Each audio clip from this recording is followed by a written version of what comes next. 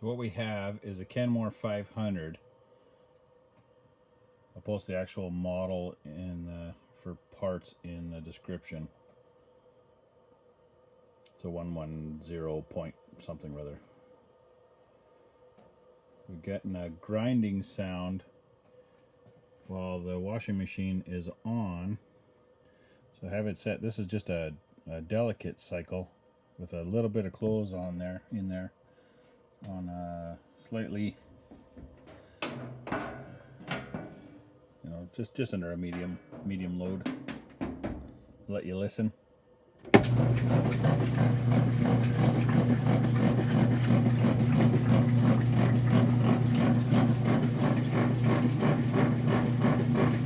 hear the grinding sound? Not only do you get that grinding sound, but your clothes get wrapped around the agitator.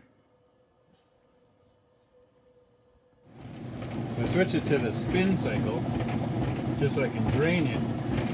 You don't hear that grinding sound, but everything is spinning. Before working on any of your devices, you should turn off the hot and cold water taps and make sure it's unplugged.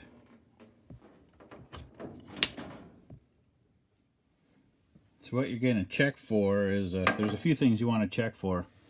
First, you got to on this model, this fabric softener part just pops off, and this part here is a couple little notches or whatever. I'll just put a screwdriver in there and that'll pop off too. Put those aside. I'm just putting them on my dryer just so I don't lose the parts. And then inside here there's one little bolt that's a 7/16. I don't know if you can see it in there. The lighting's kind of bad.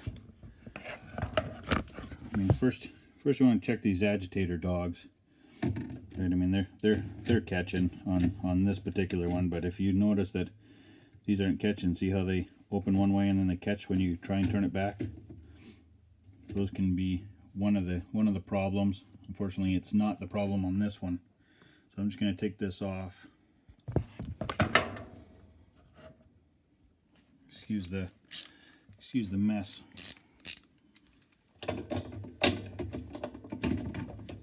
Might have to hold the bottom of the agitator just so you can loosen this. But it should come off fairly easy.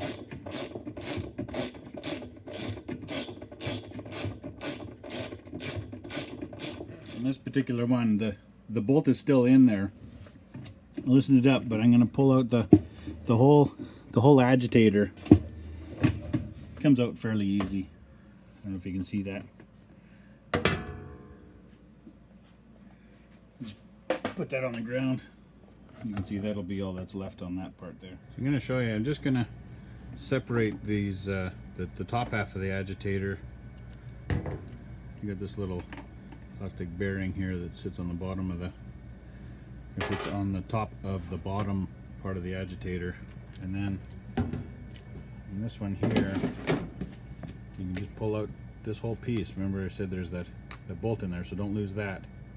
This is how what you'd want to do if you wanted to change those agitator dogs. Just lift this up, these just slide right out, plop some new ones in, make sure they're facing the right way. It's very easy. There's tons of videos on how to do it, because this problem, everybody seems to resort to that. Unfortunately, I already know that this is not the problem with my washing machine. See, now another problem could be the bottom part of the agitator. I mean, you could get I don't know if you can see the little teeth that are, depending on the angle, I might be able to see the teeth that are through there, but there's some little teeth that the transmission hooks up to that could be worn out inside the bottom part of the agitator. So this might be another thing that could need replacing. But again, you don't know until you check it out. See, so what I'm going to do is I'm going to unhook the hot and cold water taps and the drain hose from the back of the washing machine and turn it on its back so I can get underneath it. Remember, make sure your water's off and your plug's unplugged before you do this. Sorry, I'm at a bit of an awkward angle. You may need some channel lock pliers to loosen these because they've been on there for quite some time. So, and you do have to take like a little putty knife, and there's like these little parts that catch under here. You just have to slide on both sides.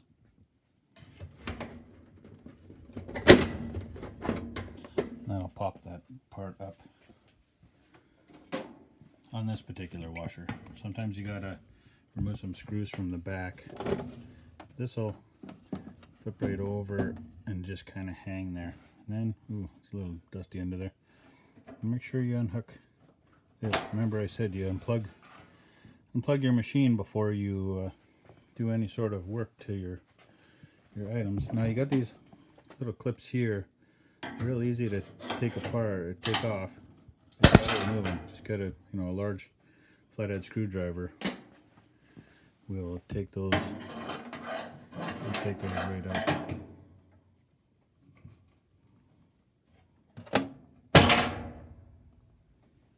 Okay, so here's where it gets a little awkward with one hand, but remove this whole front panel piece. Just got to tilt this slightly forward and then you can lift it off.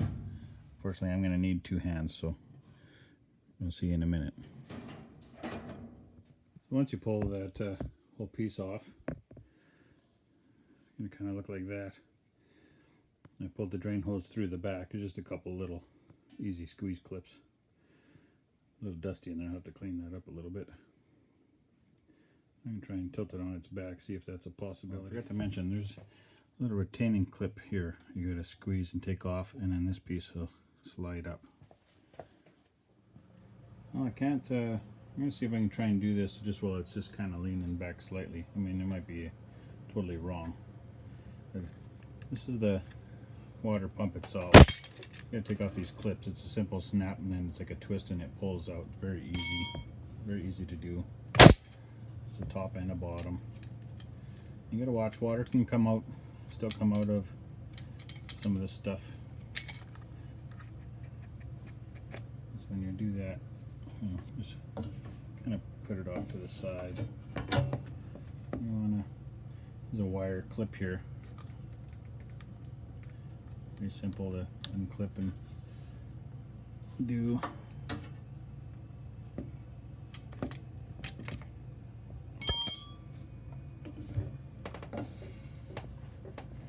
There's a couple of little bolts here. I'm going to unscrew those and then unclip these. I'm going to need two hands, so see in a sec. I pulled the little bolts or screws, whatever you want to call them, out of here and here. Now these clips just pop off, and then this is going to fall, so I'm going to need two hands. But these clips are the same as that other ones. They just clip off and then they kind of twist and come out. So once those clips unclip, this the motor comes out pretty easily. Like it pretty much drops down. So what you want to check for are these motor couplings. Make sure they're not cracked. Sometimes they're cracked in half, which can also cause that. There's another side inside here.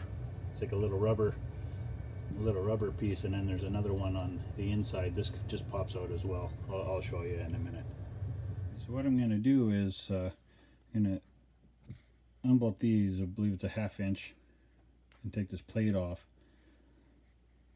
So I took that plate off so you can see this better. See, this will just pop right off. Just a rubber thing. Sometimes that's broken. This one's okay. This piece normally just pops off, but that's okay. You need to unsuppress it off. So now I'm ultimately going to change the transmission. Okay, so I'm going to remove the unclip this and take this wire harness off, and then I'm going to undo these 1/2 inch bolts here for the gear case. There's 3 of them. There's one back here, one here, and one here, and then I'm going to slide the whole thing out. I took 2 out, just working on this last one. Hopefully it'll come out fairly easy. I can't get my fingers in there yet.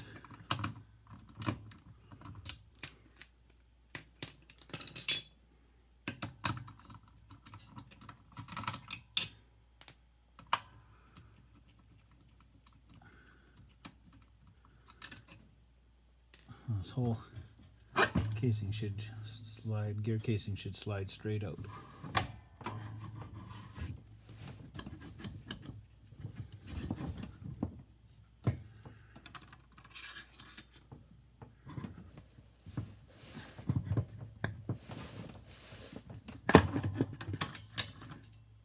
Like so.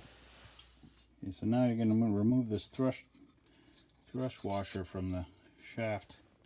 And you're going to have to take off these clips. I don't know if I can do it with one hand.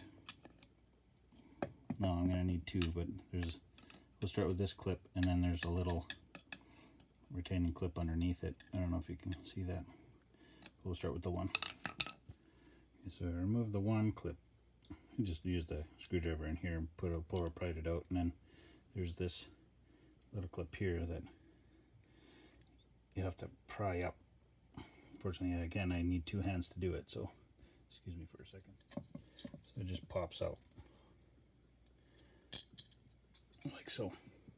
After you pull those rings off, you're going to slide the clutch off the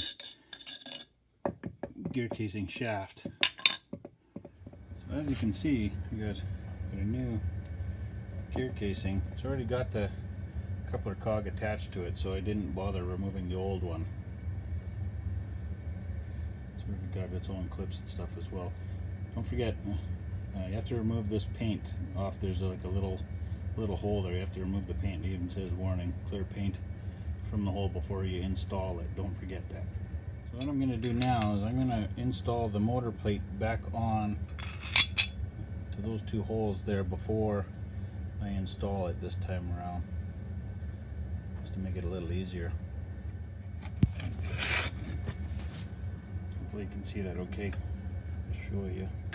Just gonna tighten those up, and then I'm gonna need 2 hands to hold the socket. So if the gear cog is already on there as far as it sorry, as far as it can go.